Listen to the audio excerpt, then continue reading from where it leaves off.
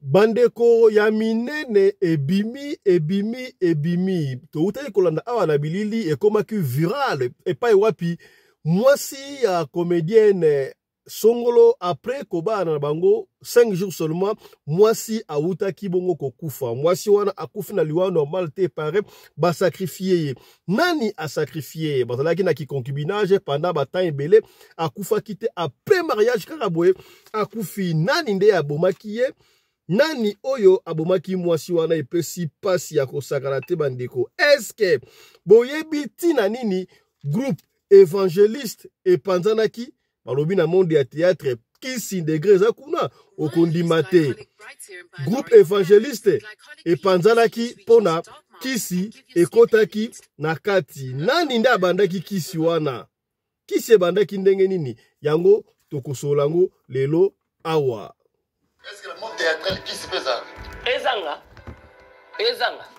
Au monde théâtral, papa. Le monde théâtral. Papa. Naebisa omoni lelo eloko ya ofele ezate. Pour mon toit ba defora kisi. Papa.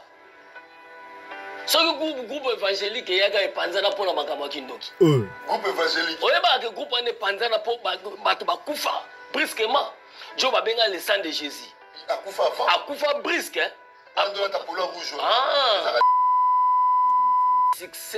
Voilà. Yango tokolobela yango pe na émission ya lelo po ba révélation ebimi ebele. Ne ratez pas, soyez branchés. Yaya makambu affaire je l'aime. To mona kibongo Mama Olive alobaki mutu azali na base ya batak ya je l'aime ezali bongo ministre ya transport, moi mboka Jean-Pierre Bemba et puis président ya MLC. Est-ce que conflit wana boyebi esika euta il paraît bon moni ba avion o ezalaka na Kingakati o basala yango ba restaurant o nzoka etali ba avion ya Jean-Pierre Bemba ya Sibe Zahir ya solo to ya lokuta yango pe toko solo yango lelo awa na émission ya lelo yango ezana Kingakati tala méchanceté ya bato. Ezekiel avion Kingakati ezate bato ba mona bakenda restaurant Kingakati peut-être baye barate lelo iko bimba révélation que ndoko ndiza ba avion Jean-Pierre Bemba ba avion Jean-Pierre Bemba oyo yango wana ozomona azana no chantier wana ezala chantier tango bazo benda yango bazo wana oyo avion Kingakati ozomona. Voilà, au moment que le la émission il y a à boire et à manger. C'est pas fini yaya. Sénat ils ont posé trouble na carte ya République, on ne sait pas. Na la cause la présidente du Sénat. Rappelez-vous, en 2015, Kengo Wadondo, le patriarche que je rends hommage, avait sauvé la République étant président du Sénat. Si Kawabwe, nani a sauvé Sénat, oyo, yango pe tokolobele yango, lelo lususka na émission. Voilà, très bien. Somo la sujet makambo ya Sénat. Ozo mona ndenge bato union sacrée, bazo ko bettra manzi entre bango na bango. Et du coup, c'est la manière wana que le gouvernement peut ezali. C'est du coup que Mboka ezo kambama. Ça veut dire quoi? Ça veut dire que espoir, l'issue c'est la Congolais pour Mbongwana et s'envoler. Et là pour mon côté, Sénat est un instrument très important. Il y a des journalistes à Makas Namboko Banam Sapekala. Rappelez-vous en 2015. Nos compatriotes Kengo Adolo, président du Sénat. Kengo avait sauvé la République à travers le Sénat. L'Union, le regroupement, il y a Joseph Kabila à l'époque, il voulait changer la constitution en donnant le quitus encore au président Kabila de briguer pour un troisième mandat. Cette proposition de loi, elle est déjà dans l'Assemblée nationale. Il fallait que le Sénat ait sa quitus. Mais la population tellement, population le non. Kengo a yocation. Très bien. N'est-ce pas? A yocation, a yokambe la population. Très bien. Kengo a bloqué la République. La République était sauvée. Très bien. Voilà. Yango pe tokolobela na émission à lelo. Je crois, momoni que il y a à boire et à manger na émission après-midi à lelo samedi. Et silité yaya. Toko solo la makambo spirituel yaya. Na mutu oya longola zemi. Na longola nanga ka zemi Moi na guta amona ina ite na longola zema kila ya pamba. Na mutu alongola zemi. Na mutu oya bomi mutu. Na mbunduki. Na mutu oya le mutu. Eske bango nostwana basa ilisumu ya ndemoko la ndenge moko to ndenge moko te tokosole yango awa yaya yo muto lingali kelemba ristoun tontine olingaka likelemba ozwi mbongo na oya bien osangisi yango na mbongo likelemba okwei oyebi kosala likelemba esprit de monnaie qui sera la kati wana yango bokota na live oyo boyoka ya minene oyo kobima na émission ya lelo.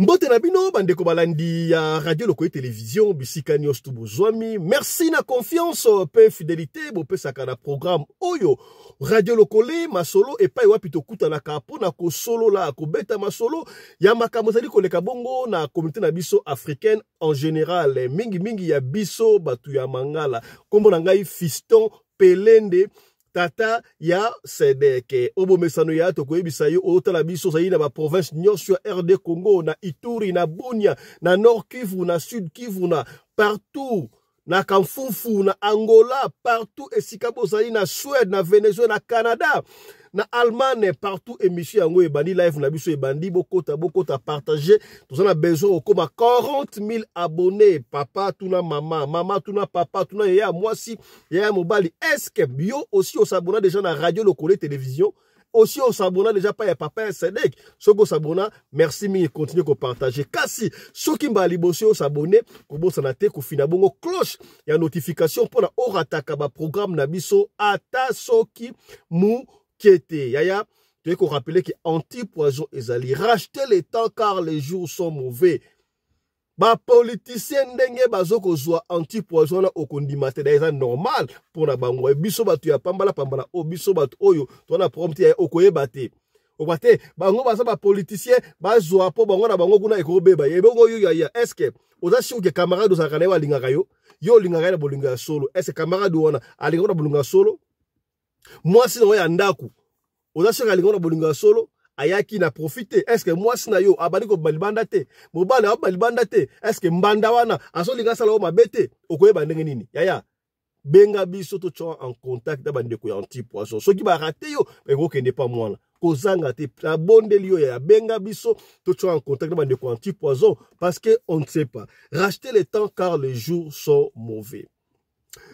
Ya lisolo ya Nadège na Abega, ça fait couler beaucoup d'encre dans les États-Unis d'Amérique. Nadège alobi ye mutu abengisaki Abega na États-Unis d'Amérique na kata lisolo wala ba bijou bazali ba Eric Konso yaya.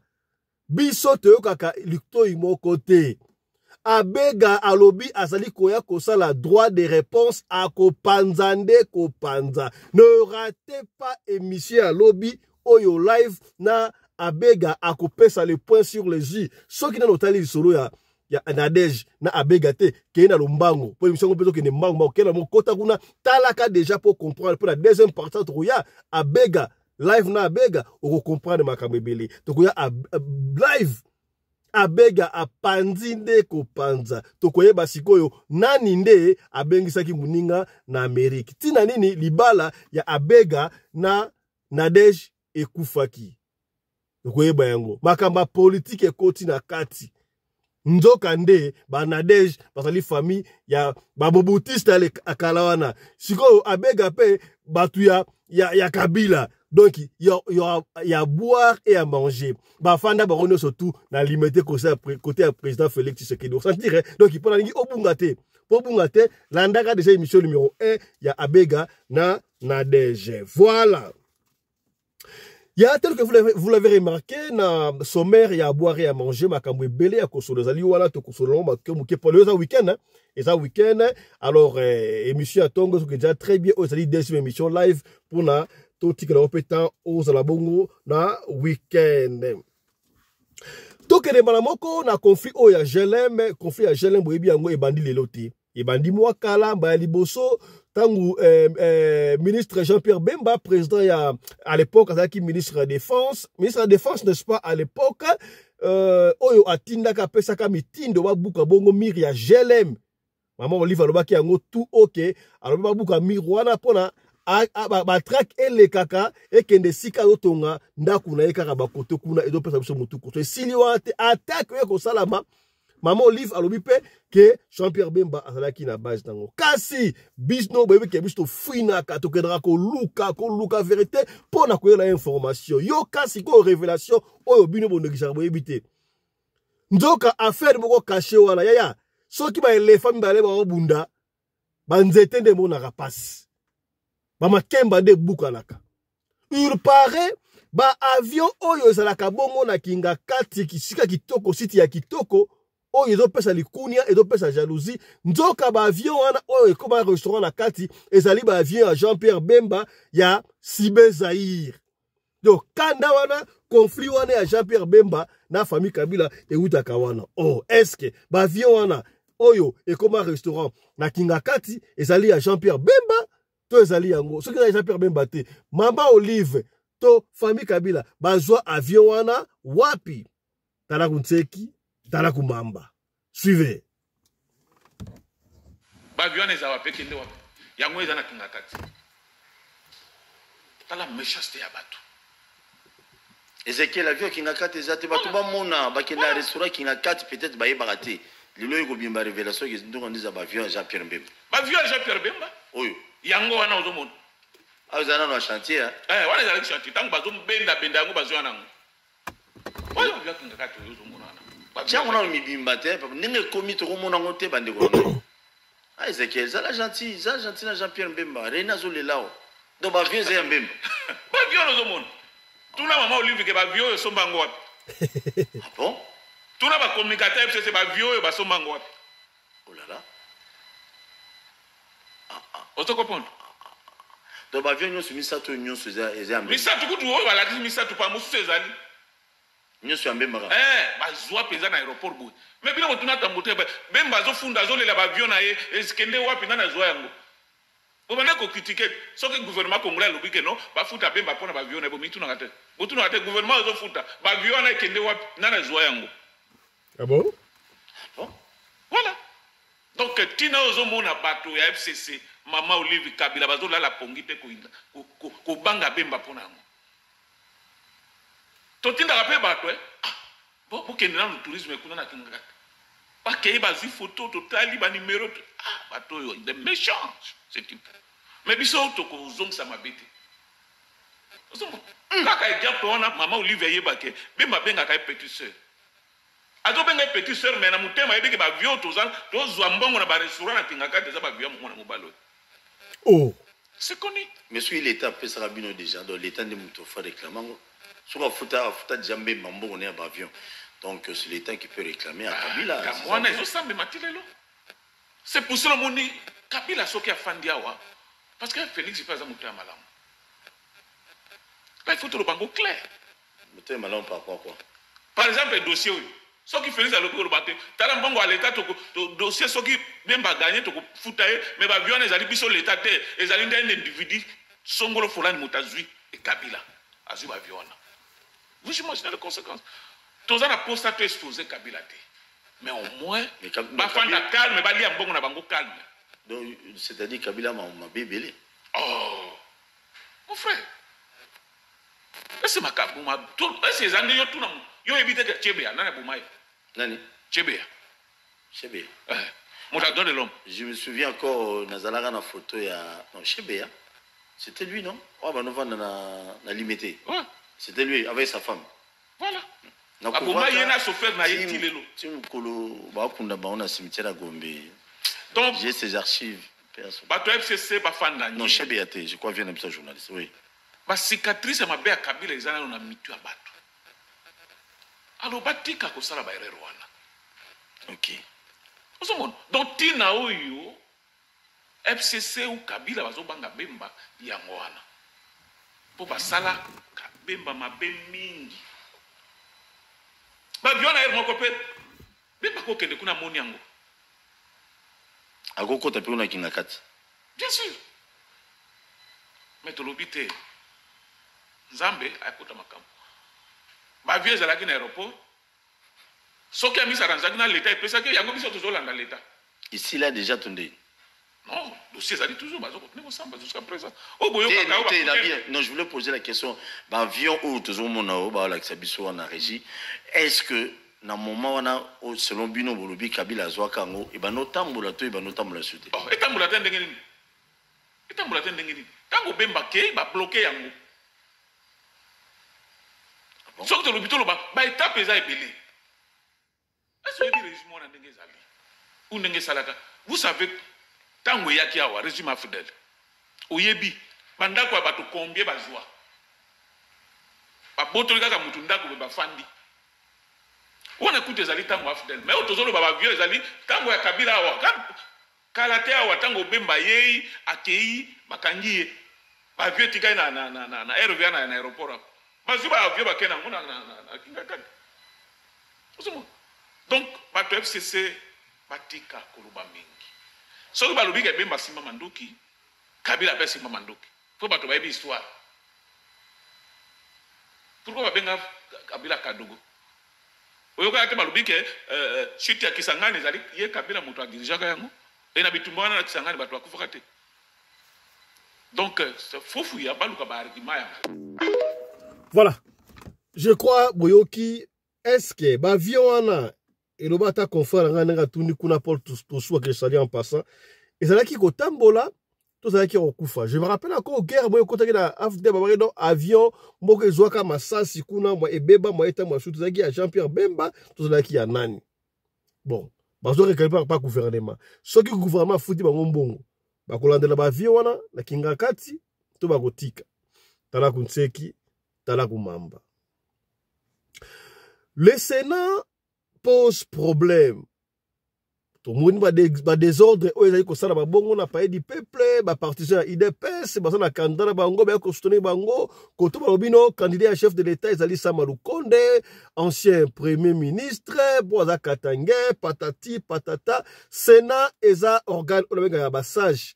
Bangonde bakata kamakambo. Ce qui bango ba ko ça désordre, mabe ko kotan. Je me rappelle encore en 2015 quand Balingay va changer la constitution que président Kabila, sénateur à vie, China Rambo, a ça la 3e mandat. Et les kakakoutou na parlement, mais Sénat m'a bloqué qui yango, habité, population habite 3e mandat, exacté, 3e penalty, exacté. Mais si Kawaboué, Sénat mbutu awa, union sacrée et Panzani, boulou yeke, moi na abendi, kwanganaye. Nani a conservé république? Or, ce qui va sage, va quitter. L'intervention, il y a une très bien. Sur la sujet il y a Sénat. Nous avons une union sacrée, bazo kobeta la entre bango na bango. Et du coup, c'est la manière où le gouvernement peut ezali. C'est du coup que Mboka ezo kambama. Ça veut dire quoi? Ça veut dire que espoir, l'issue c'est la Congolais pour Mbongwana et s'envoler. Et là pour mon côté, Sénat est un instrument très important. Aux journalistes à Makas Namboko Banam Sapekala. Rappelez-vous en 2015.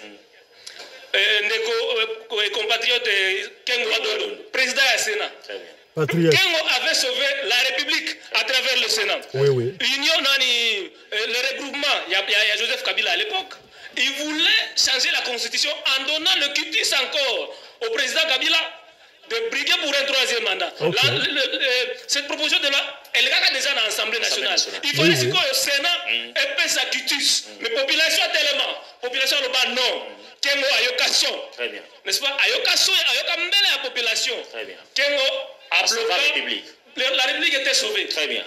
Et ça qui va dans le Sénat. Ça veut dire que le Sénat est la chambre à passage. Très bien. Mais dans le Sénat, je peux le dire ici aujourd'hui, avec conviction, qu'au Sénat, il n'y a aucun sage. Avoir les comportements qu'il y a aujourd'hui au Sénat, qu'on a des sages moko azate. Sénat est une émanation à Nîmes, messieurs les journalistes. Sénat est une émanation, il y a corruption. Un sage ne peut pas corrompre. Ok. Ozara qui te rappelle, vous rappelez, monsieur les journalistes, que Kofi Olomide, Azara candidat, sénateur. L'Équateur. Très bien. Un artiste musicien. On a besoin de traiter tout sans morale, sans valeur. Musicien, artiste et musicien. Je ne parle pas là, je parle des artistes en général. Mais dès que Kofi, avec sa probité morale, alors pourquoi? Parce qu'il y a la corruption, ça veut dire que Eza comme sous bassement, corruption, un truc comme ça, et Koki Kosungamboka. Très bien. Allez regarder maintenant, ceci profite à qui? Les comportements, j'ai comme l'impression que ça profite au chef de l'État. Comment ça? Parce que quand vous suivez le discours au Sénat, le président a pensé qu'il y a des journalistes, réponse à ça qui c'est la démocratie, il avait relativisé. Pas le Sénat. Non, IDPS est parmi les partis majoritaires dans le Sénat. IDPS n'est pas conflit au Sénat. Il ne faut pas dire des histoires pareilles. IDPS, c'est ça, une minute. papa je me suis dit c'est ne bandi wapi il devait se lever quand na yeza Roger Tshisekedi bandi comme ça lobi te babuni bayokani te koyokani za tena nyo sacré yango so il devait se lever nani Idrissa Afan Idrissa qui est ce monsieur? L'ancien gouverneur du Maniema. Mais voilà un ancien gouverneur du Maniema. Est-ce que vous avez scruté son parcours en tant que gouverneur? Ce monsieur ne voulait pas que l'Assemblée provinciale puisse le contrôler. Mais il a mis en difficulté l'Assemblée provinciale de Maniema. Et c'est un monsieur comme ça que l'UDPS veut présenter comme candidat national. C'est du désordre qui veut créer encore une institution prestigieuse. Le monsieur ne voudrait pas assez que le Sénat soit contrôlé, son pouvoir soit contrôlé à l'Assemblée provinciale. Il n'a même pas construit un seul kilomètre de la route dans la province. Même pas un seul kilomètre. Pour dire qu'à l'IDPS, il n'y a rien comme leader visionnaire. Que le pouvoir, ils ont manqué de leadership visionnaire. Il y a un IDPS visionnaire Azate. Azate parce que vous avez voilà. Je crois Boyoki wala mutu asana mato ya koyoka asala nini a yoka. Yaya na batu oyo balongola kazemi. Alors bano alongola kizemi po mwana ngokutu abotami na ete azali makila ya pamba. Na mutu oyo basengie mutu alekisi mutu. Na mutu oyo abobi mutu na masasi. Nani nde asali lisumu ezalaka ndenge nini? Yo linga likelemba. Na ose esko le likelemba wana comme ça nasala bashida moko boye. O esko e makambo elekaka na likelemba. Tala tina ya radio lokole tokendaka ko fouiner kotali sabino ba bien fait makambo o ya kitoko pona to sauver bino ba vie. Des objectifs ya radio lokole yango wana. Ezali émission ya éveil ya conscience. Ngala bana ko réfléchir na bino. Mais comment mutu so aleki likelemba kuna asali commerce azimbongo likelemba asangisi yango na mbongo na normal. Quelque temps après akwei. Qu'est-ce qui se passe dans le likelemba wana? Na ça kabino so likambo lekeli biso mutu to benga ka batu oyo basa ba expert pour na biso. Ebe expert mikolo pa na biso ezali bongo ku manzambi teyo yem ta ko expliquer biso po alali kosala bakamba spiritualité azoko la bongo nzela ya Simo Kimbangu ya kipavita da prier. Toko ya bapo na bino mwana mboka nkumu manzambi teyo o to kosolo makambo ya liwa na likelemba. Nkumu manzambi teyo mbote na yo. Bon week-end. Mbote mingi na ba ndeko ya radio lokole na équipe technique na pesi bino mbote pona confiance oyo bopesaka na nkumu teyo manzambi na balandi nyonso oyo bazopesa confiance na oyo baza guéri na oyo babiki na oyo baza na malade na nezo miso disete na pesi balandi nanga nyonso mbote. Voilà, kou manzambi teyo leo to solo bakami balé kaka ibelete mi balé po ba préoccupation oyebi yango soki na bengi yo ça veut dire que bandeko wabi tunela biso epa ya nkumu ebele babanga rotuna to banga nkumu te bobanga nkumu te nkumu azali mutu kaka lokola yo asali lokola munganga ezali ko so obeli maladi okena hôpital munganga ndako traiter babanga munganga te babanga kaka pe bazuzi te oke pa zuzi au sambi soko so na raison raison ozana tort tort ndenge bongo na nkumu mais kasi baza ko yoka te baza kotuna kaka mituna papa fiston tunela biso yango to yambi yo pona mituna mibale kaka boy ya liboso mutuna biso zali boye nkumu manzambi te oyebisa biso mama ka papa fiston tunela nga nkumu manzambi tangu tolongola kazemi ozalaki mwana muke ozuizemi ozobanga babeto na ndaku tope ozala mobali omoni mbala za fanti okei kosala avortement non ezalaki nango ezaka azemi kaka ya 2 semaines na pamba na longola ki yango zemi kaka ya 3 mois olongoli yango na mutu alongoli zemi ata ya 1 mois ata ya ba semaine na mutu oyo aoki kanda mutu asali mabe misi munduki to mbeli atire mutu akufi na mutu oyo alie mutu na kindoki nani asali mabe na bango misato wana et puis ezalaka ndenge nini barobombo ka yonkumba nsambi. Merci pour la balandi ya radio lokole na question oyo pesingande lokole batu bazala sincère ya kolanda ya koyoka mutu mosu aza na chance na landanga ite lelo c'est la toute première fois kolongola zemi obomi obomi mutu na masasi obomi olongoli zemi obomi osali avortement obomi c'est péché nyonso ndeko lokolo ezalaka lisumu moko lelo ozomona bato ebele bazalaki na jeune fille batambolaki na banorme oyo esengaki bato fo batambola te lelo nasuka nkumu nazobota te nazosala bato foza na transparence ya kolobeloko mpa nkumu talaki jeune fille nanga nasalaki boye nazongisaki mutu nyonso oyo asala avortement alongoli zemi ekosatrape na suka mutu mosusu na vie basali ya kobotaka bana mibale bakobota mwana moko par rapport ya coutume par rapport ya spiritualité na pouvoir ancestral olongoli zemi mwana ti lelo ozwaka zemi te ozwaka so retard te yango moni ezosala pasi nyonso osali péché oza tiweri mobimbo osali ate obetaki mutu masasi ate osalaki avortement ate ezalaki une semaine loba elongwa na propre volonté elongwe na menace oyo ezaki ezwi exporte matrice na yo te na charge wana yango wana ndeko lokole. Merci pour la question tuni mais nkumu manzambi te yo ute kosalisa mama moko mama wana aisaki yo alongola zemi na ba âge ya ba 17 ans 18 ans ti akokusaki ba 36 ans et mama oya Canada abotaka te mais osalisi ye alobisi yo aza na mukumba ya 2 mois yo tie mwana na kindoki to mwana wana wuti yo osalisi mutu oya abotaka te osalisi ye osali mécanisme ni. Merci ndeko lokole pour la confiance na question na connaissance ya sagesse ya mayele ya musala. Merci.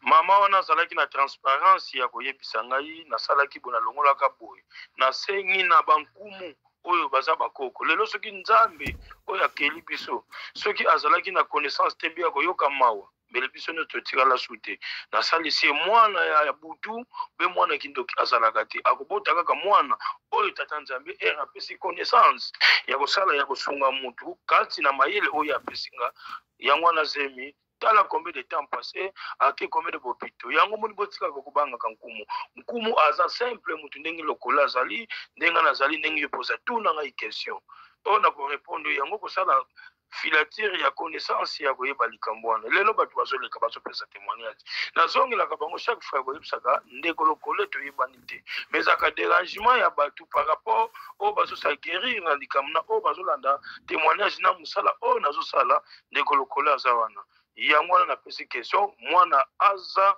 ya normal ere abenginga natalisaki ye natuni ye mituna akendaki na transparence bakoko baremettre ye mabota napesaki conseil oyo esengaki ya kopesa ye. Merci ndeko lokolo. mais kuma nzambi te yo toyokaka balobaka soki moto ayepa na bino bopesi ye mwana abotaka te bana wana basa bana oyo basaka na deuxième monde bayaka na baproblème okomona mwana wana abotami mutu makasi mwana wana azokoya maladi mbongo ya mutu esila eske wana bana basali bana normal ezalaka makambo ya sorte makambo ya lokuta opesaka bana mabe. C'est archi faux. Pankumu te yo manzambi ye aza tradition wazolanda coutume yoyo ya sisa nkaka wabeto mfumu kimbangu mama kimpavita lelo basini bisibu ubie masivi mavanga mfumu kimbangu eske lelo echanja te ba événement ezaka kwana mwana kozala ni normal mwana zo dépend na éducation oyo papa bazopesa na mama mwana oyo azalaka pembeni bareserva na deuxième monde azalaka te c'est archi faux soki mutu akontedire yo ayebisi abenga nga atuna ngai question wana nakorépondre keli na banorme nyonso tokotaka na mozindo te po ezalaka radio ezolanda baautorité mais okutani na problème wana mwana oyo ya deuxième monde ya réserve azalaka te mpo ngai nkumu te yo manzambi nazwa natia yo na libumu c'est archi faux yango nazozongaka chaque fois ya koyebisaka bandeko bobangaka ngai te nazo respecte ndenge batikelinga musala lelo mfumu kimbangu akufi alobaki ke bana mususu bakobotama mpona kosala bamiracle oyo ngai papa natikeli kosala azalaki ngunza ya poso moyino nganga ya nzambi yango nakopesa bino numéro chaque fois mutu musu alandaka nga musu nalaninga te plus 243 98 17 17 013 plus 243 89 44 54 885 yanga wana ndeko lokole mwana libanda azalaka te mama ye wana azokende bakilo azokende échographie mwana na kobouche ndenge senge eza mayele lelo mosala spiritualité faut ko respecter toujours banorme lelo bato bakoma kosala yango ki escroquerie na lukuta par rapport ya capacité ya mosala eza te po eza réseau internet moto atindeli mbongo aza mosika wana kuna aza mosika non respecter banorme ekopesa mosala valeur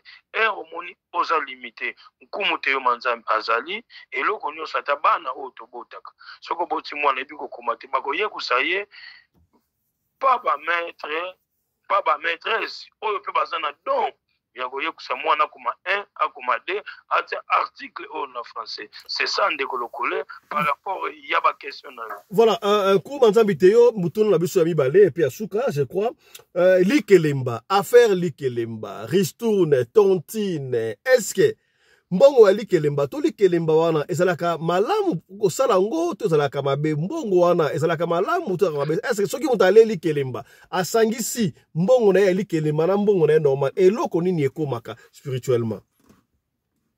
Merci ndeko lokolo ya de bandeko mususu aza na besoin ya mbongo abengi nkumu te yo manzambi apesi ye mbongo oyo apetre par rapport ya connaissance mbongo eutaka bisika ebele lobi lendi tokofuta likelemba azwi mbongo wana euti bisika na bisika azwi aye kopesa ngo pa papa likepa mama likelemba précaution nango eza te ozwi mbongo likelemba mbongo eutaka bisika ebele mbongo ezouta na basimitiere mbongo ezouta na bamorke mbongo ezouta na mai fo bozaka très prudent lelo bato baza na batémoigner ozwi mbongo na likelemba faut kozala na connaissance ankumu tala boye mbongo ya yo mbongo eza ya ngai te kombe de bato balima kelemba o asali abeti tambo ndenge nazolia likelemba nazokende soma ndako asomba ndenge nazwi likelemba nasala commerce lelo bozomona commerce ezo compliqué ezo compliqué ozoyeba te modele na modele ya mbongo oyo ozwaki ozoutilize botika système mwana ya likelemba oza na mbongo oke kotia restour ozobomba yango na banki olikelemba eza banki mumambe oyo ya bino ezozwama ezo na banorme te po motema mabe ezokota kati na esika na mbongo wana mbongo eutaka bisika ebele mutu mosusu fa futa mbongo aye nkumu mbongo oyo nalingi mutu moko soki azwi yango mutu wana amata sute nga nakoma kosalela ye eza pasi nyonso ezalaka radio mbongo likelemba eza mbongo ya kotia na commerce te mbongo ya kodefa oke kodefa pa mutu après okozwa motema moko ya moto chaque fois bakodefaka noka mbongo donc okwei okedefa mbongo okwei okedefa mbongo toujours ozozonga na baproblème omoni likambo ezosala opase nkumu te yo manzambi azali oyo bapesi pouvoir ya koyeba kosalisa poso moyindo ezala toujours en valeur yango wana ndeko lokole oyo esengaki nayebisa bandimi na oyo baza na bobungi attention lelo olongoli zembi osalika théorie eza ndenge moko na moto asali sacrifice ya sa ya moto eloko wana fokoza nango na connaissance ndeko lokole merci pour la deuxième question wana donc ngoloba ke bandeko basalaka likelemba to pena bamoziki wana ezali mabe bandeko baotala biso partout batika bamoziki wana balikelemba eza mabe n'est-ce pas? eza mabe makasi eza na progression te omoni zwaka mbongo na yo ozotia na linzanza be osali kesi moko songolo ebi ke chaque mois natiaka bo chaque jour natiaka bo chaque semaine nasalaka bo oyo aza na tembe na likambo na lobi akozongela nga en privé akoyeba combien de fois lema kelemba combien de fois akwei combien de fois asali récite ya likambo yango wana ndeko lokolo voilà makambo oyo nkumu manzambi alobi eza ya solo tomonaka kote soki okoti likelemba omonaka motema ekomi yo moto c'est comme oza na likambo moko boye bati yo fardo mokumba moko boye opesa mbongo ya bato ya likelemba mais mbongo na yo wana soki ozwi linzanza ata ndenge nkumu manzambi alobi linzanza bakesi zwaka mbongo na yo wana bwakaka yango na linzanza ata mwa oyo epesi yo possibilité ya kobwaka te oza na alaise po eza mbongo na yo boko ozofuta motu te mwana kobwaka mais soki okoti likelemba okomona o mbutu okomona kutu ezala komona na suka o mutu akoli na fin du mois oyo basali feti na feti wana mingi esuka kaka na bitumba o mama likelemba akomi komala mobali ya mutu ntel mobali na ngai moziki boye nyonso to eza baaction ya diable okomona ndeko lokole na groupe ya likelemba oyo bazosalela pouvoir bato likelemba iyaliaki likelemba mati nga nalie na mati te eza mawa mingi benga nkumu na privé ayebisa yo secret nini ezalaka place wana ozwi mbongo wana benga nkumu lelo moto lie million mosali nango eloko te ateteni ya place osombi te yango ezosala mpasi nakozela ndeko lokole soki asisi baquestion tosite na mosala oyo nkumu te yo manzambe oyo bapesi ye pouvoir. Voilà bino bato osala bakelemba to ya moko na moko mitala eske osi osala likelemba odefa mbongo na banki elukela ba problème mingi mbengala ubona yango te oki odefi mbongo na banki osala mluka mona kisasa okodefa mbongo likambo esala mina ngote mbongo etoli molimo akodefa wana molimo mabe eske okomi otolobaki te tolobi kuma nzambi tokomi na suka sika ya interview na biso topesi yo chance moi quelques minutes maloba ino sala mpona mkola lelo po ozanga maloba te chaque fois tobengi na mission. Merci balandi nyonso na kopesa bino nanu numéro par rapport ndeko lokole azala na dérangement te po nyonso ya kosala nyonso bandimi oyo bazolanda plus 243 89 44 54 885 plus 243 98 17 17 013 nakopesa bandeko chance mono kaki kisalu bankaka bamvene kiau yasadisa bantu mulanda samu wamambu on y va lelo ozwami problème toujours po ezosala bato ezalaka finance ozana problème ya finance obengi nkumu te yo manzambe na mwana na mbonga mabe ezalaka te mwana mpe mabe azalaka te ozwami problème oyo ezaki document na yo ebimaka te chaque fois après une année barenouveler mosusu bapesa yo définitif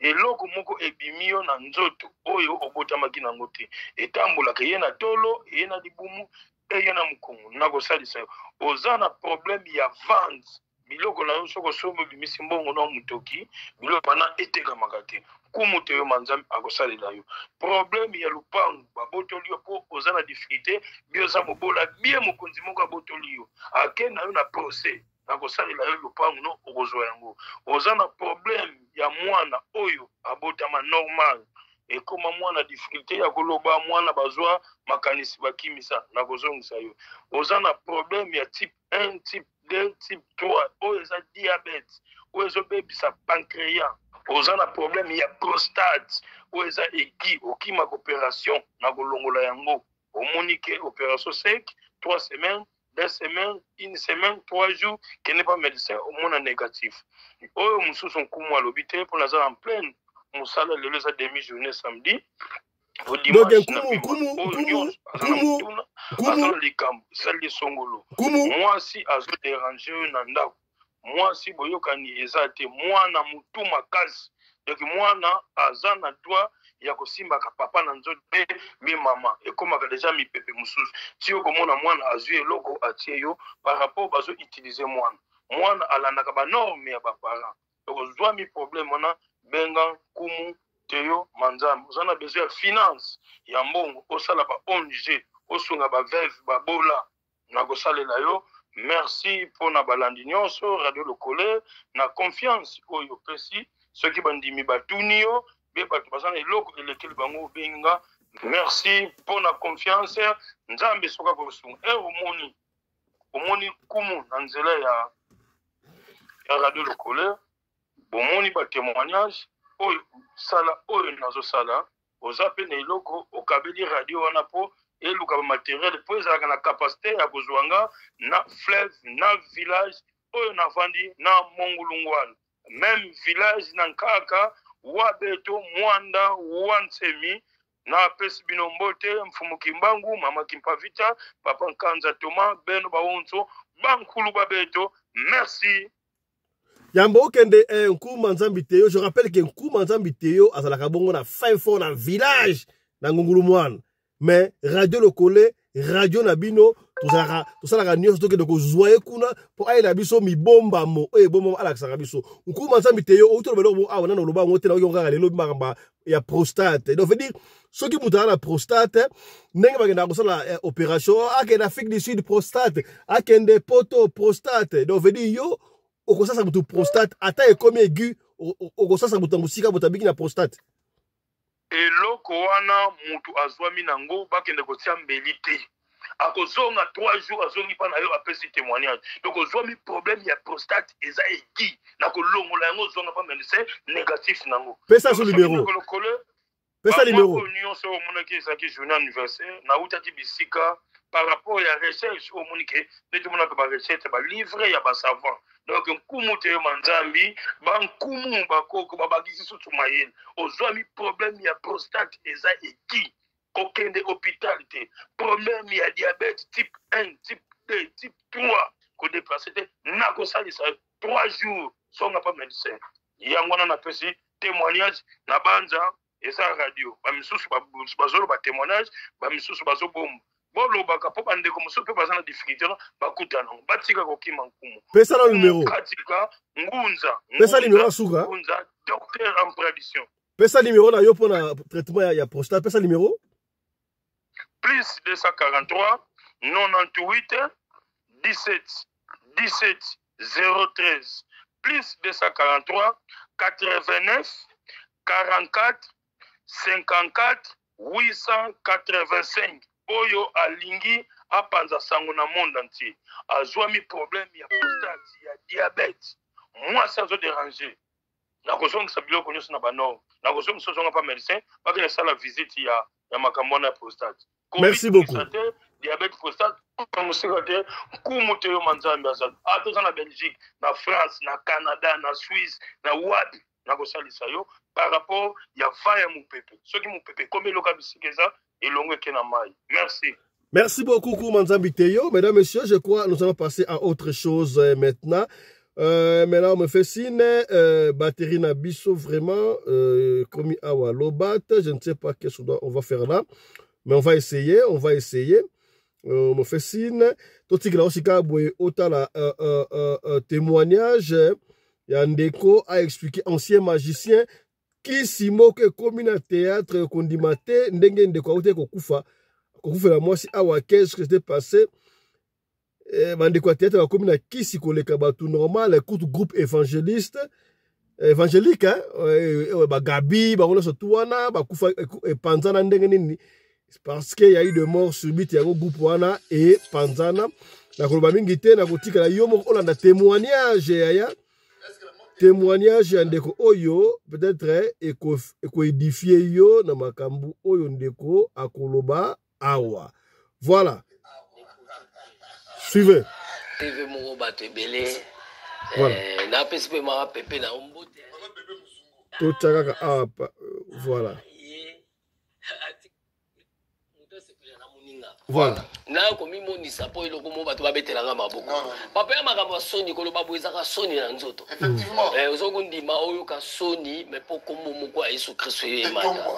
Et j'ai sali à passant mon manager, le prophète Moïse le Chikou, et c'est que mon père spirituel l'apôtre Bilingando, prophète Akei azongi Canada. Na banziti lobby déjà na obenga zada na Canada et c'est que prophète Moïse azali na otindele bambote belé na maman. Je l'aime beaucoup, mon prophète Moïse Loshiku.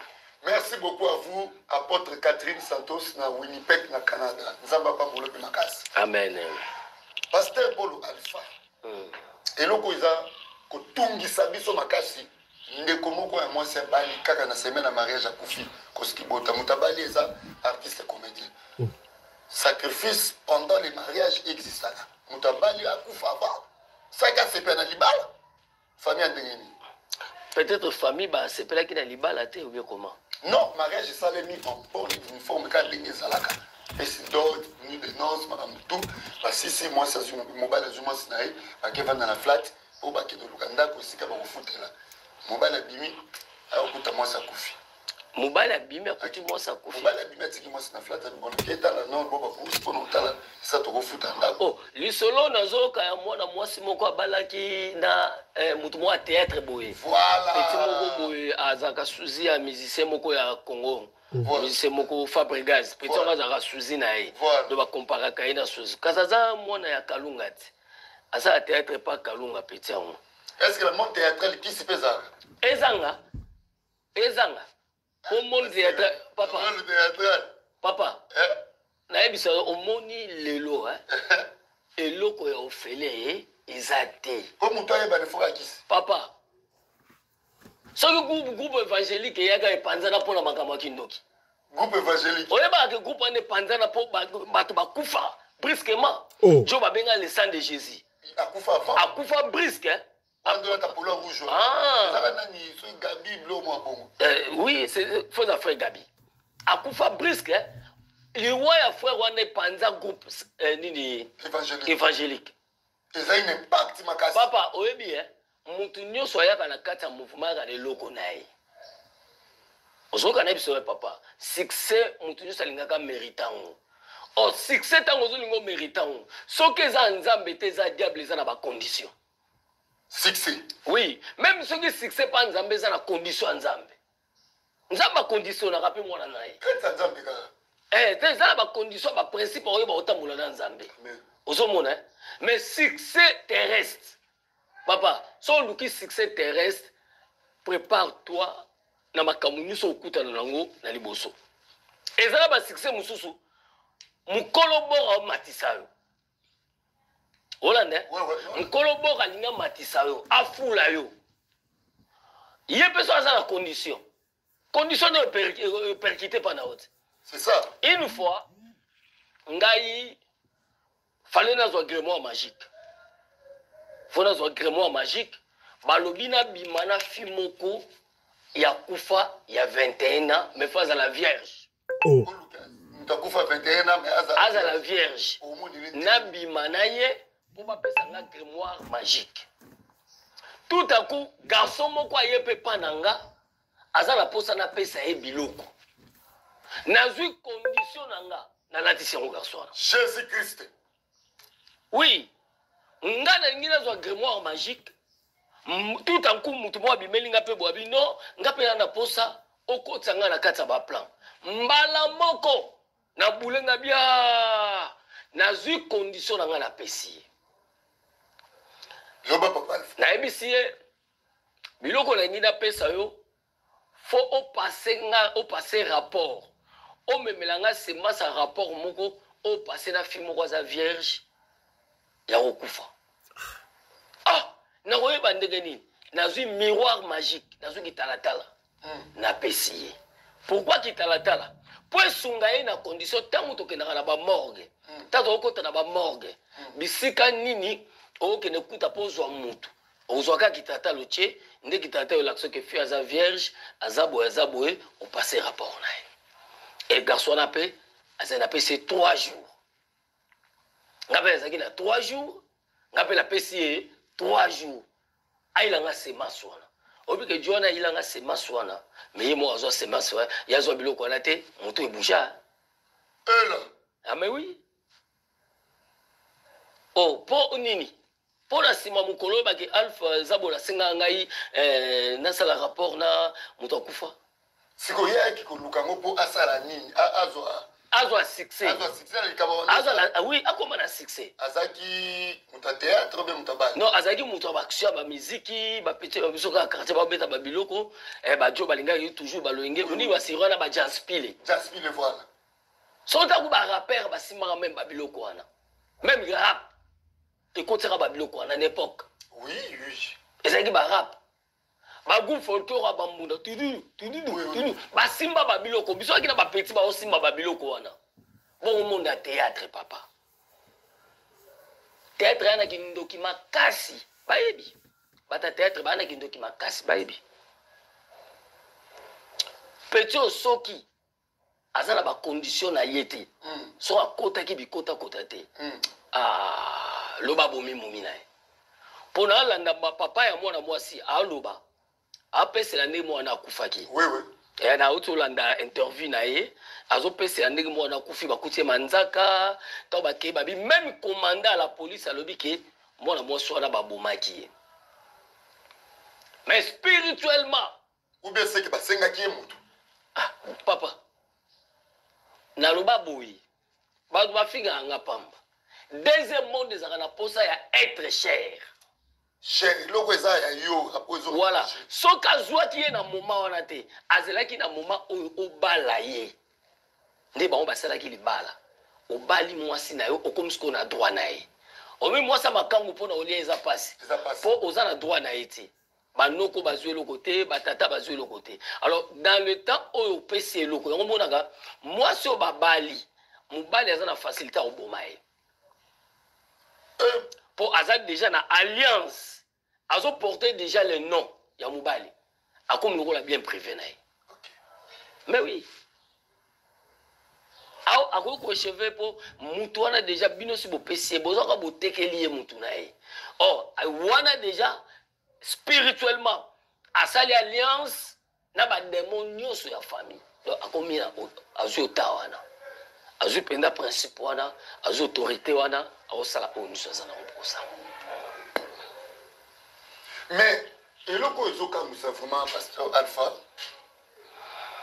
mutu a sali mariage une semaine na kaka na ba semaine que mariage ici semaine où il a dit mutu akufa est-ce que attaque ba condition ngezalaka yo ntimi pena moi sinon tu ko bimisa mbongo na ba dépasse toi na bolo akelo ku papa monde était voilà n'appelez pas encore on n'a pas encore fini n'appelez pas encore moi mbala maka kasi yango na zo bisalo eza na deux choses mais yeba moi so babala famille na koza na ordre akolia était so mobali eza na courante oh déjà babala ni papa soko bali déjà moi si na yo a commis une autorité na yo ngalo ba femme na ngamu ko lia yete songa alpha na pesi ordre te a go bela tikali muke bato ba mo ko kufa songa na pesi ordre te mto raviri azate pour na pesa binombo na pesa ki bino bozaki na ngo posa c'est que avant bo lia ye funga pena za lokoura le ba mutu mo ka famille na nga posa lokoura fungo li porte. Mais si c'est non, niet. Moi, ce soit pour faire côté papa, monde des ténèbres, ils ont posé que équipara maman te, équipara tata te, équipara moi na te. Na loba na bino awangabi, Satan a vivre na oui, a vivre na noti, Boma oui, baby sa oui, Panza oui. Moi ça zanani. Ngana na posé logo nanga. Ce qui n'a rejoint pour n'a sacrifié. Papa Oleka. Moi na kutonga mona boti. Na ndimia kufa. Ine aidemo. Petwa na go sala mukamune na mukili. Alias Chuki. Obi batu baseka. Babi. Ba se gramé na Sénégal. Babi sanga obi. Babi sigabi. Papa, on vivait des vases et Chuku. Écoute. Aza somo azobega papa na Chuki gabi yeda la daga yete oui papa ozomona mukilio so ina mutamoni mabete ako comprendre te ako comprendre ko makambo to lo bate amo alikuwa to yesa la aventure moko neti ba vérité face to sala ba aventure moko ozomona lokwa batumi le lokomika vérité face mais za ba théâtre blogue salamate mais bolobiango bozo histoire moko bo salami mais omoni Mouto sali science, magie. Sans le bélo, moi, on a amené dans un épisode. Prends le conscience à retourner. Nous sommes des pôles. Hein? Nous sommes des pôles. Tant que tu as Saul, qui les ont maîtrisé bisoté. Mais tant que tu es dans un bateau, on maîtrise au Kogate. Pour Ngouya, ou Ezapananga, Ezapenza fraîchement. Aux Hollandes. Papa, ngana ça doit RRT. Pourquoi? Il a droit à RRT, il a droit à s'amuser la moutute. Quand je parle. Voilà. Je crois Boyoki, moi Mouké et édifié Bino et tomber et fumeur Bino esprit. Makamo ya ko Fabrice ke ndeko azoloba. En fait d'habiter à l'époque na Kinshasa, tout filmer na ba ngo salama na Sainte-Anne non na oya paroisse oya na Saint-Luc na ma campagne n'est pas Saint-Luc.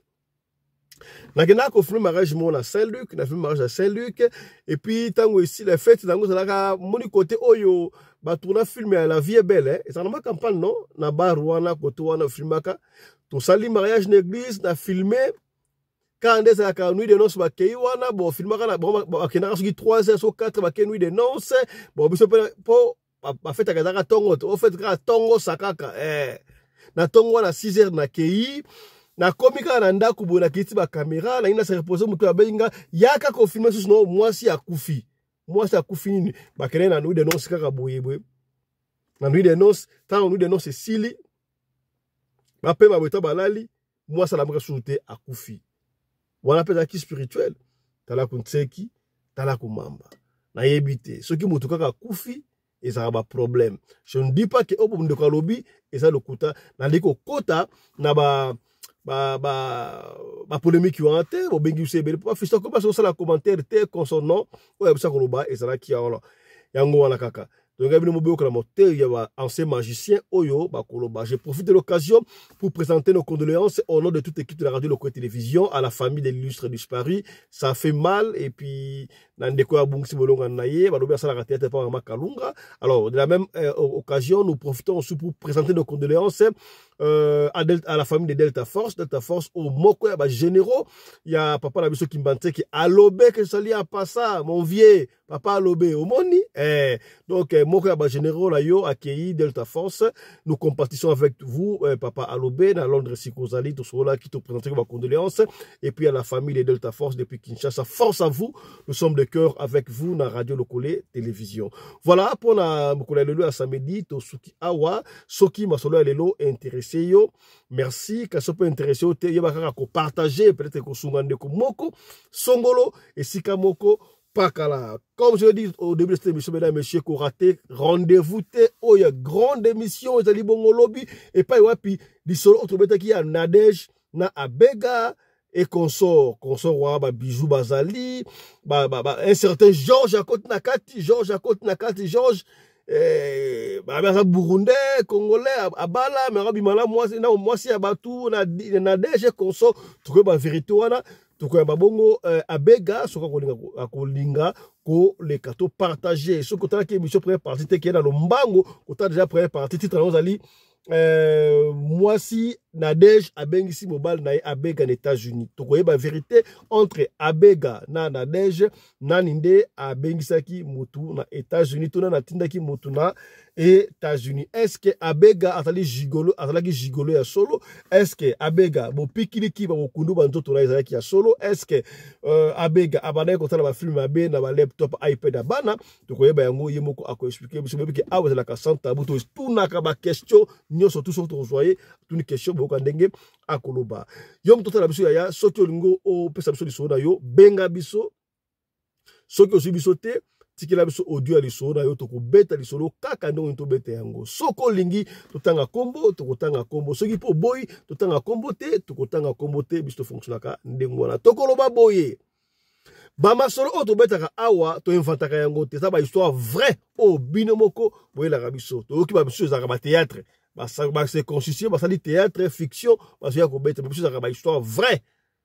Alors soki oboni ke wena lisolo na yo wena lisolo ya ndeko na yo ya camarade na yo zalaka conscient soko pesi so to beti yango yebaka e ko za na répercussion biso za théâtre te et ça la ba histoire vrai yango mone za ba répercussion. Alors soko o ndimi ko pesa lisolo ndimi ba conséquence na ngo ekoya et ça la te ko pesi lisolo na yo tango moni soye et pesi répercussion le papa fisto le ngole so ate biso longola lisolo te yango moni so bunda pesi lisolo avant obeta to zwa ka moi temps to tika moi 2 3 4 jours une semaine yango to lobaka soko pesi lisolo nanu to beti yango te komi to musama te to piro chance parce que ko renoncer na lisolo na yo to ça pa investigation masolo za ay belé bon masolo ama solo za awa ebele bozo mona so bo modo kai o en plein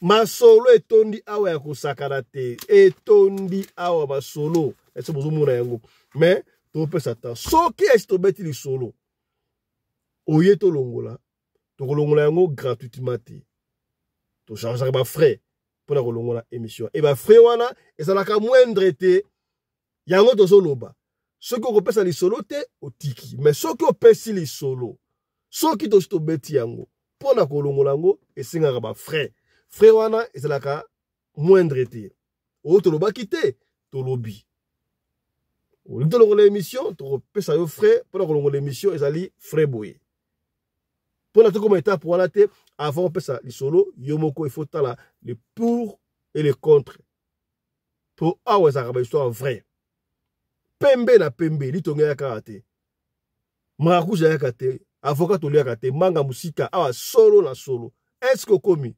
C'est que bien. To souki awa pour la week-end à l'élo, partagez les solo. Oyo, portez-vous bien. To vous lobby, mokolo ya yenga, pour la émission spéciale, ya Nadège, na Abega. Portez-vous bien. Santé de fer à tous.